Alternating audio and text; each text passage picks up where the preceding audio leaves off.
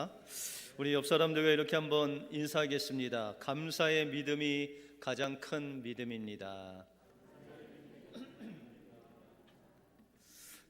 우리 11월 추수감사 주일이 있는 계절을 맞이해서 여러분들 감사의 믿음을 가지심으로 하나님이 기뻐하시는 큰 믿음을 소유하시는 여러분들의 삶이 되시길 바랍니다. 미국의 기독교의 한 교단에서 하루에 10번 감사운동을 시작했다고 합니다.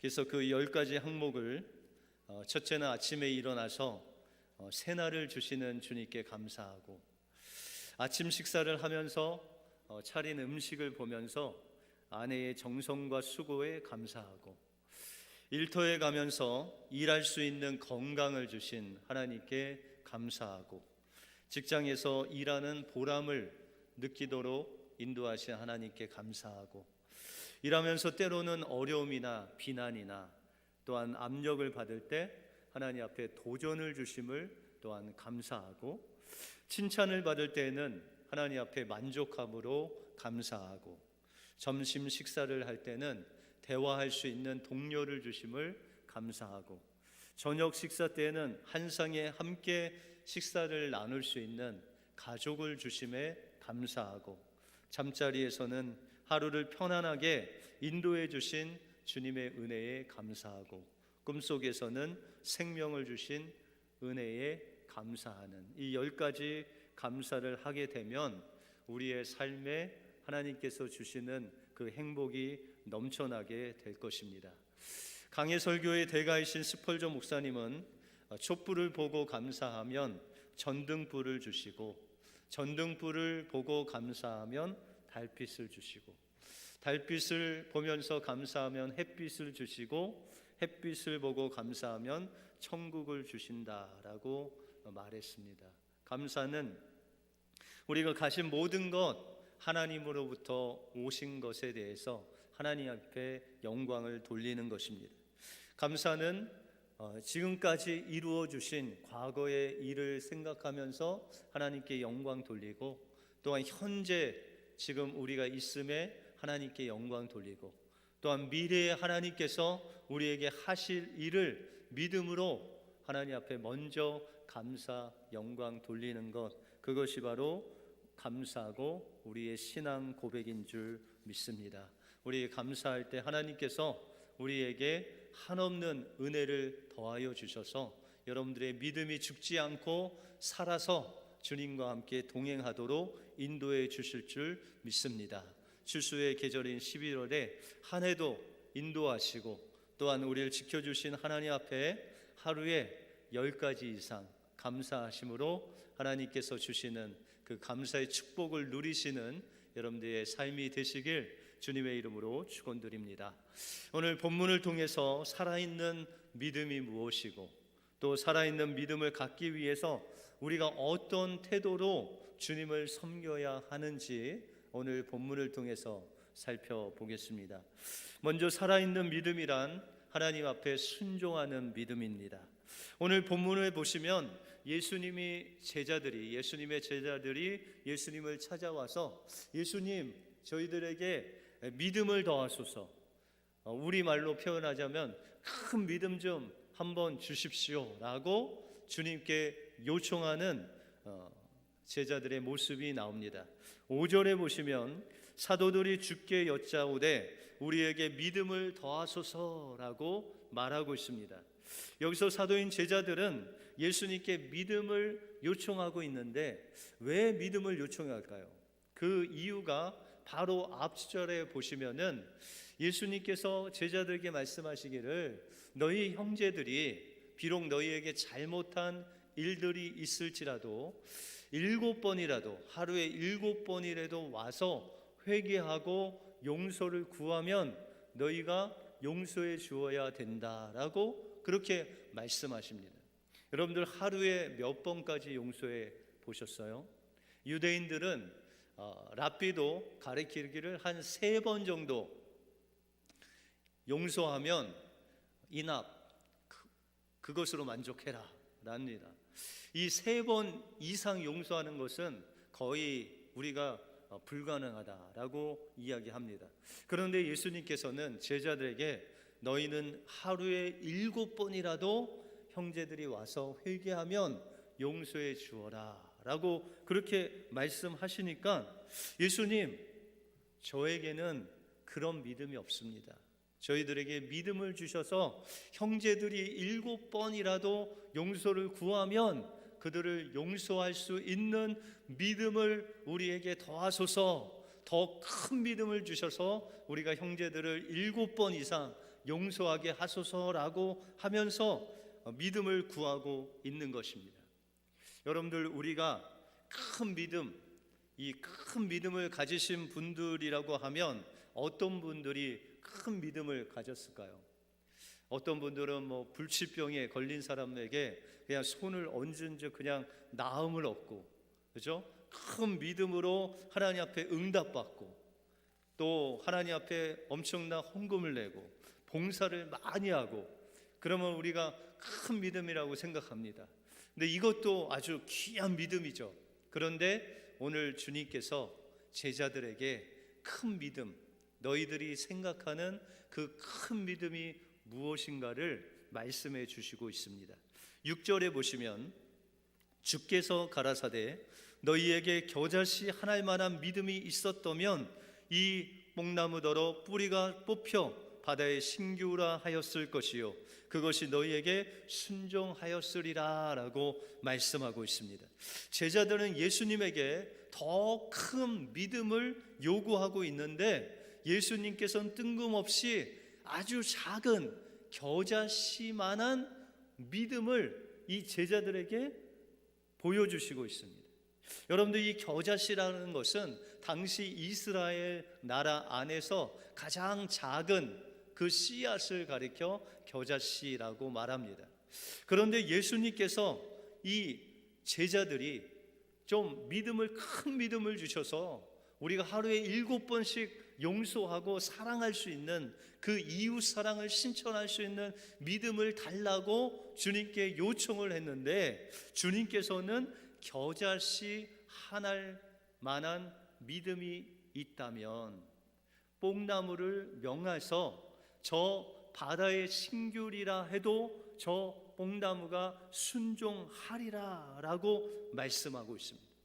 그러면 이 제자들이 겨자씨 하나일 만한 믿음이 있다는 것입니까? 없다는 것입니까? 지금 믿음이 없다는 거예요. 그런데 겨자씨만한 믿음은 어떤 믿음일까요?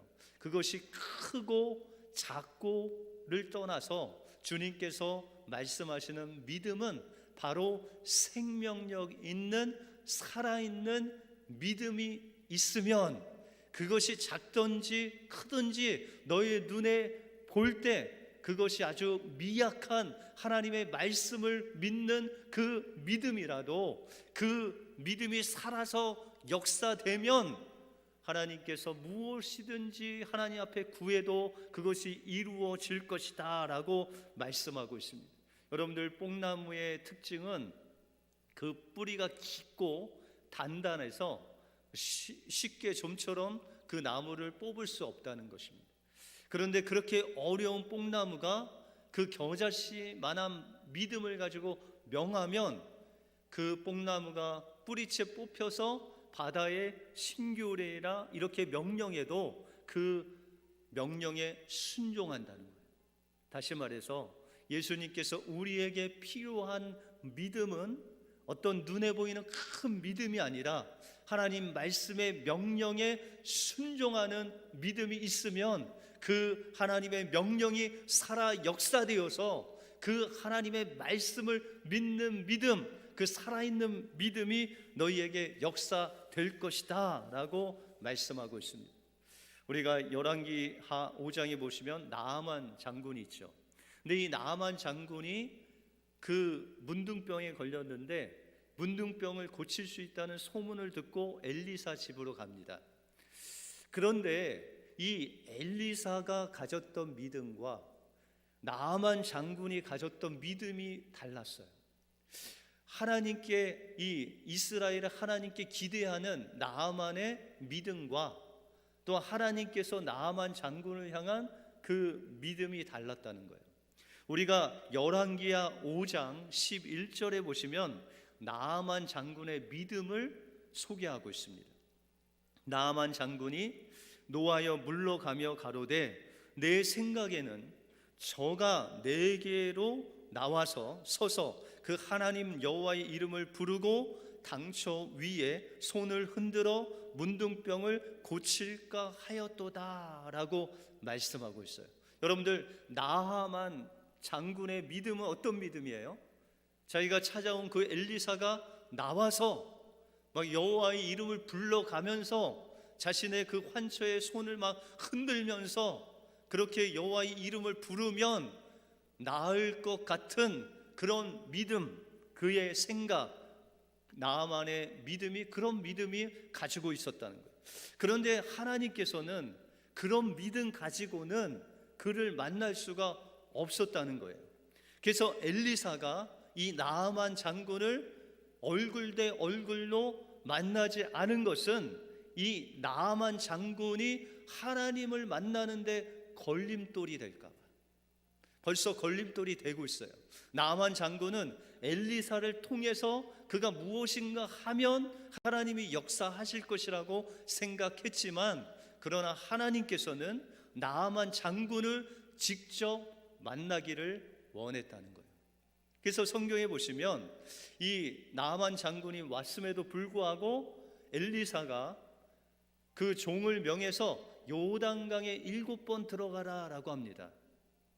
그때 나아만 장군이 표면적으로는 어떤 핑계를 대냐면, 우리나라 아람 나라에는 이보다 더 요단강보다 더 좋은 물이 있는데 어찌 내가 요단강 물에 들어가겠냐 라고 하면서 그냥 돌아가려고 합니다.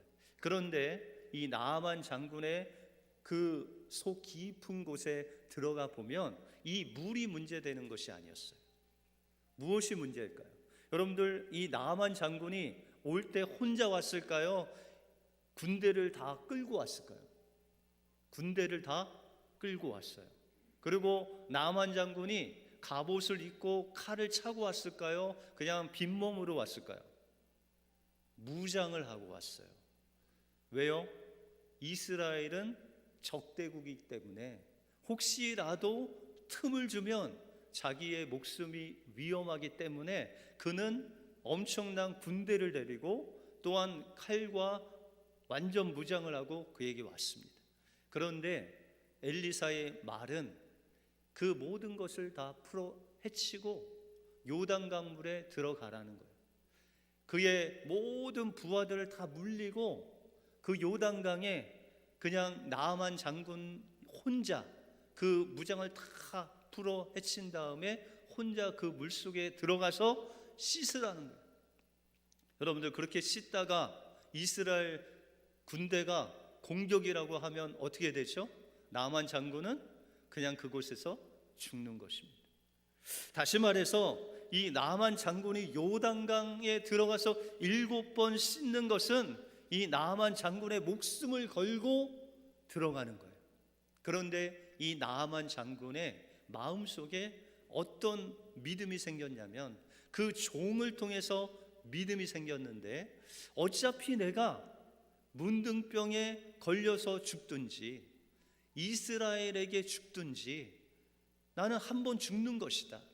그러면 내가 저 엘리사 선지자가 이야기하는 그 하나님의 명령대로 목숨 걸고 한번 요단강에 들어가 보자 라고 해서 그는 요단강에 7번 들어가는데, 그때 하나님께서 이 나아만 장군을 만나 주셨다고 말씀하고 있습니다. 성경은 엘리사를 통해서 분명히 나아만 장군에게 너는 7번 요단강에 들어가서 네 몸을 씻으라 라고 말씀하셨습니다. 그런데 성경에 잘 보시면 이 나아만 장군은 요단강에 들어가서 그 몸을 씻지 않았어요. 그럼 뭐 했을까요? 그냥 7번 잠겼다가 나오기만 했어요. 그러면 누가 씻어주셨을까요? 하나님이 씻어주신 거예요. 이 나아만이 한 번 들어갈 때마다 하나님께서 눈에 보이게 그 나만 장군의 그 환처를 씻어주시는, 낫게 하시는 놀라운 하나님을 그가 그 요단강에 순종할 때 하나님께서 그를 치료하시는 놀라운 하나님을 만나게 된 것입니다. 그리고 그 마음속에 이 순종할 때 하나님이 주시는 살아있는 믿음을 소유하게 되고, 그는 엘리사에게 이스라엘의 흙을 조금 달라고 해서 그는 그 흙을 가지고 아람 나라에게서 평생 동안 하나님 앞에 번제드리고 예배하는 예배자로, 하나님을 섬기는 믿음의 사람으로 평생을 살게 됩니다. 하나님께서 우리에게 주시는 큰 믿음은 눈에 보이는 우리의 생각대로, 우리의 경험대로, 우리의 이상에 맞게 행하는 믿음이 아니라 나에게 없는 하나님께서 명령하실 때 그 명령에 순종함으로 우리를 만나 주시는 살아있는 믿음이야말로 하나님께서 여러분들에게 원하시는 큰 믿음이다라고 말씀하고 있습니다. 우리에게 말씀하실 때 그것이 크든지 작든지 겨자씨만한 말씀이라도 그것을 믿고 순종하심으로 하나님의 씻어주심, 만져주심을 체험하는 살아있는 믿음을 소유하시는 여러분들의 삶이 되시길 주님의 이름으로 축원드립니다. 다음으로 살아있는 믿음은 무익한 종이라고 고백하는 감사의 믿음입니다. 예수님은 제자들에게 믿음을 더해달라는 요청에 겨자씨만한 믿음에 대해서 말씀하시고, 이제 동문서답을 하듯이 무익한 종에 대해서 이야기를 하고 계십니다. 여러분들 7절에 보시면 너희 중에 네게 밭을 갈거나 양을 치거나 하는 종이 있어 밭에서 돌아오면 저더러 곧 와 앉아서 먹으라 할 자가 있겠느냐라고 말씀하고 있습니다. 예수님께서 갑자기 겨자씨만한 믿음에 대해서 말씀하시다가 이제 무익한 종에 대해서 말씀하고 있습니다. 여러분들 하나님 앞에서 여러분들은 종이시죠, 그죠? 그래서 사도 바울도 하나님의 종된, 예수 그리스도의 종된 나 바울은 이라고 하면서 자신의 정체성을 나는 하나님의 종이다라고 말하고 있습니다.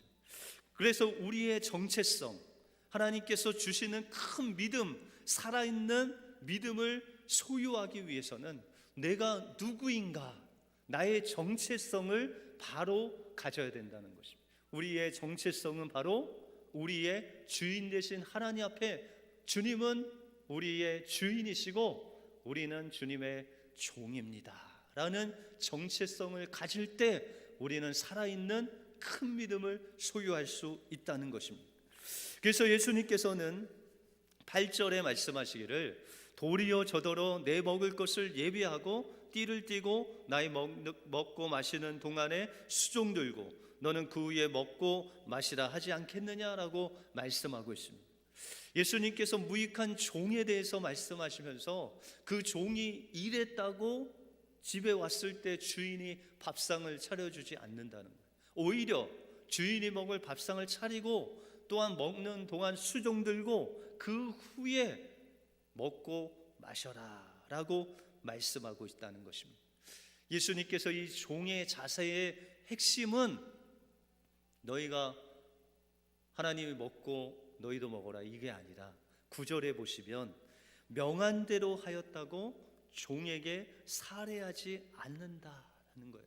종은 하나님께서 명령하시는 것에 순종하고 그 순종하는 것으로 끝나고 모든 것은 다 주인에게 영광을 돌리는 것으로 종의 본분이 끝난다라고 말씀하고 있다는 것입니다.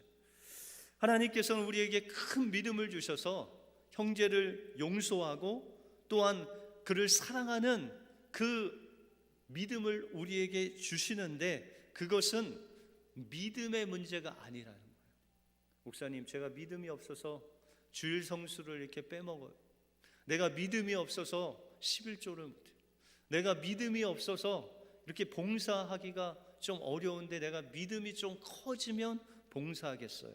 우리는 믿음의 문제라고 생각하는데, 주님은 믿음의 문제가 아니라 순종의 문제다라고 말씀하시고 있는 거예요. 이웃을 사랑하고 이웃을 용서하고 이웃을 실족해 하지 않게 하는 그 모든 것들은 주님께서 우리에게 명령하셨는데, 그것에 순종만 하면 우리가 용서할 수 있다는 거예요. 주님께서 명령하신 것에 순종만 하면 이웃을 사랑할 수 있다는 거예요. 그것은 믿음의 문제가 아니라 주님께서 명령하신 명령을 우리가 순종할 때 그 모든 이웃의 사랑, 용서가 이루어질 것이다 라고 말씀하고 있습니다. 그래서 오늘 본문 다음에 나오는 이야기를 보면 유명한 10명의 문둥병자에 대한 이야기가 나옵니다. 이 문둥병자는 사람들과 접촉하면 안 되기 때문에 멀리 서서 예수님께 외칩니다. 예수 선생이여, 우리를 불쌍히 여기소서라고 외칩니다. 그때 예수님께서 그들을 보시고 말씀하시기를, 가서 제사장에게 너희 몸을 보이라 라고 한마디 말씀하십니다. 여러분들, 왜 제사장에게 가라고 했을까요? 그 당시 이 문둥병은 하늘에서 내린 저주라고 생각했습니다. 그래서 그 문둥병을 진찰하는 그 사람은 다른 의사가 아닌 제사장이었어요. 하나님의 일을 하는 그 제사장들이 그 문둥병자가 나았는지 안 나았는지를 판단하고, 나았으면 이제 번제도 드리고 제사를 들어서 정결 의식을 합니다. 이와 같이 예수님께서 10명의 문둥병자들에게 제사장에게 가서 내 몸을 보이라라고 그랬어요. 여러분들, 예수님께서 명령하실 때, 예수님 우리를 불쌍히 여겨달라고 할 때 예수님께서 응답하시기를, 너희는 제사장에 가서 너희 몸을 보이라 라고 할 때 그 문둥병자의 몸이 어떻게 됐을까요? 치료함을 받았어요? 아니죠. 성경은 언제 그들이 치유함을 받았다고 말씀하시죠? 저희가 가다가 깨끗함을 받았다. 예수님께서 명령하실 때 그냥 깨끗함을 받으면 얼마나 좋아요. 그런데 예수님께서 명령하시는 것을 순종할 때 하나님께서는 우리에게 치유함을 주신다는 거예요. 그래서 그 10명의 사람들이 가다가 다 문둥병이 나음을 얻은 거예요. 그런데 9명은 어디로 갔는지 없어지고 딱 한 명만, 그것도 이방인 사마리아 사람 한 명만 예수께로 돌아와서 예수님께 무릎 꿇고 살해하였다. 이것은 하나님께, 주님께 영광을 돌린 거예요. 주님께서 명령하셨고 우리는 그 명령에 순종했더니 우리가 나음을 얻었으니, 이것은 우리가 나음을 얻은 이 모든 영광이 바로 주님께 있습니다 하고 그 영광을 주님 앞에 돌리는 모습이라는 것입니다. 이것은 무익한 종의 모습과 같다는 것입니다. 주님께서 우리에게 명령하시면 그 일을 하고, 우리는 무익한 종이라 우리가 해야 할 것을 했습니다. 이 모든 영광은 주님께 있습니다. 돌리는 그 무익한 종의 믿음, 감사의 믿음, 살아있는 믿음으로 주님 앞에 나갈 때 주님께서 그에게 말씀하십니다. 19절에 보시면 그에게 이르시되 일어나 가라, 내 믿음이 너를 구원하였느니라.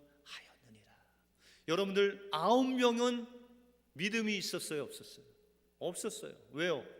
주님께서 명령하실 때 제사장에게 가다가 나음을 얻었어요. 우리는 이것을 가리켜 큰 믿음이라고 하지만 주님은 그렇게 말씀하지 않았어요. 그 9명은 어디 있냐는 것입니다. 어떤 사람은 제사장에 가서 그의 몸을 보이고 그 평생 깨끗함을 받아서 즐겁게 살았을 것입니다. 어떤 사람은 깨끗함을 얻고 집에 가서 그냥 자신의 그 삶으로 돌아갔을 것입니다. 그러나 이 사마리아 한 사람은 깨끗함을 받았을 때 그것을 자기의 영광으로 돌리지 아니하고 주님께 영광을 돌렸을 때 그 믿음을 가리켜 하나님께 영광 돌리고 하나님께 감사하는 믿음까지 갔을 때 주님께서는 그 믿음이 그의 심령을, 그의 육신을 구원한 믿음이다. 바로 이것이 주님이 원하시는 큰 믿음이다라고 말씀하고 있다는 것입니다.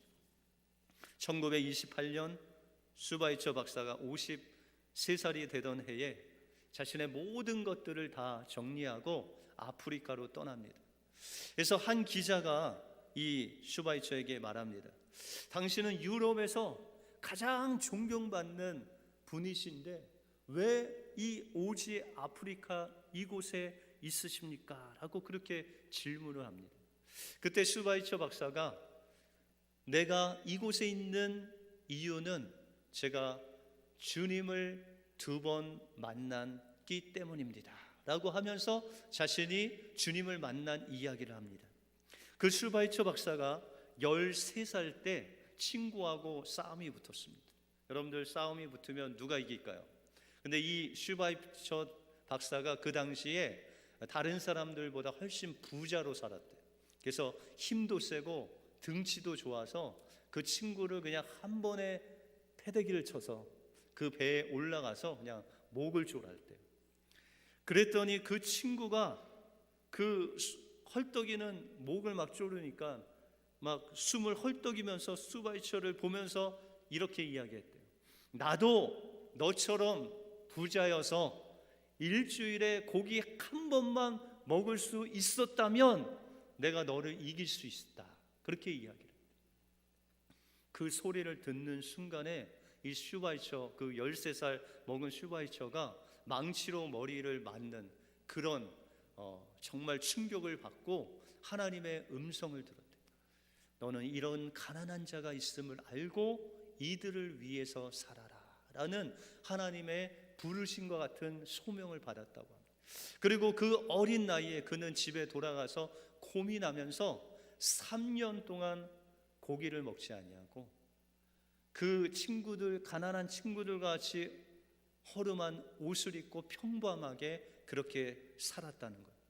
그 이후에 그가 52살이 되던 어느 해에 그 동네에 엄청난 20만 평이 되는 아름다운 공원이 있었대요. 그가 매일 평생 2시간 동안 그 공원을 이제 산보를 하고 가는데 그 공원은 예전에 부자인 백작이 자기가 죽으면서 유언하기를 그 20만 평 되는 땅을 내가 기증을 할 테니 이곳에 있는 사람들에게 아름다운 공원을 좀 만들어 달라고 하면서 기증을 했대요. 그래서 그 공원 앞에는 그 백작의 동상과 함께 그 백작의 그 발을 닦이는 노예의 그 모습이 동상으로 이렇게 만들어져 있다고 합니다. 수십 년 동안 슈바이처 박사가 그 공원을 왔다 갔다 하면서 그 동상을 보았었는데 어느 날 52세가 되던 어느 날 그 공원을 돌고 나오는데 그 동상이 보이더랍니다. 그 동상이 보이는데 그 공원을 조성한 백작이 보이는 것이 아니라 백작의 그 발을 씻기는 그 노예, 흑인 노예의 그 모습이 보이면서 그의 발이 얼어 붙어서 움직일 수가 없고 통곡이 막 나오는 거예요. 그러면서 저 노예도 우리와 같이 똑같은 사람인데, 저 사람도 우리와 똑같은 사람인데 라고 하면서 그 흑인을 향한 불쌍한 마음이 막 안에서 막 불이 듯 일어나면서 13살 때 받았던 주님의 소명이 기억이 나는 거예요. 그래서 그는 1년 동안 그 모든 것들을 다 정리하고 아프리카 오지 늘 전염병과 그 가뭄이 무성한 그 땅으로 가서 그의 평생을 들여서 그 아프리카 사람들과 함께 치료해주고 치료받고 그들과 동거동락하면서 그의 인생을 드렸다는 것입니다. 여러분들, 그 슈바이처 박사가 그 2번의 주님 만난 그 소명 그거 하나 가지고 주님께서 그 마음 감동하셔서 그들을 위해서 살라는 그 명령 한마디 외면할 수도 있는데 주님께서 부르시는 그 겨자씨 하나만 같은 그 명령 하나 가지고 그가 부귀영화를 다 내려놓고 아프리카에서 그들과 동거동락하면서 그는 고백하기를, 나는 이 아프리카 환자들, 이 어려운 사람들과 함께 있을 때 나의 인생이 가장 행복했다라고 고백합니다. 여러분들 언제가 가장 행복하십니까? 주님께서 여러분들에게 겨자씨만한 그런 작은 명령이라도 여러분들이 순종할 때 하나님께서는 그 순종을 기쁘게 여겨주시고, 여러분들이 한 해 동안 살아오면서 하나님 앞에 감사할 때 그 감사를 하나님께서 가장 기뻐하시고 여러분들 안에 살아있는 믿음을 주셔서 형제를 용서하고 형제를 사랑하고 주님을 위해서 살 수 있는 그 살아있는 믿음을 공급해 주실 줄 믿습니다. 한 해를 마무리하는 이 시간에 하나님께서 우리에게 명령하실 때 순종하시고 감사함으로 하나님께서 원하시는 살아있는 큰 믿음 소유하심으로 하나님의 명령에 순종하시는, 사랑을 이루시는 여러분들의 삶이 되시길 주님의 이름으로 축원드립니다.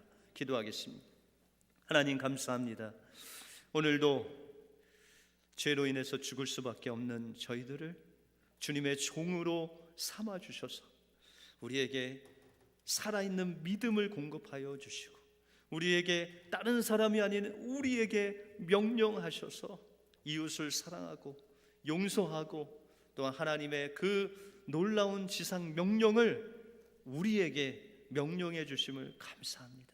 슈바이처가 그 작은 그 하나님의 음성에 그의 인생을 다 들여 순종할 때 그는 어느 인생 시점보다도 더 행복한 삶을 사는 것 같이, 이 한 해를 마무리하는 이 시점에 하나님께서 우리에게 베풀어 주신 그 은혜에 하나님 앞에 감사함으로 하나님 앞에 모든 영광을 돌려드림으로 인해서 하나님께서 주시는 그 살아있는 큰 믿음을 소유하여 이웃을 사랑하고 이웃을 용서하고 하나님의 뜻대로 사는 우리 은혜교회 모든 성도들 되게 하여 주시옵소서. 모든 것 주님께 감사드리오며 예수 그리스도 이름으로 기도하옵나이다. 아멘.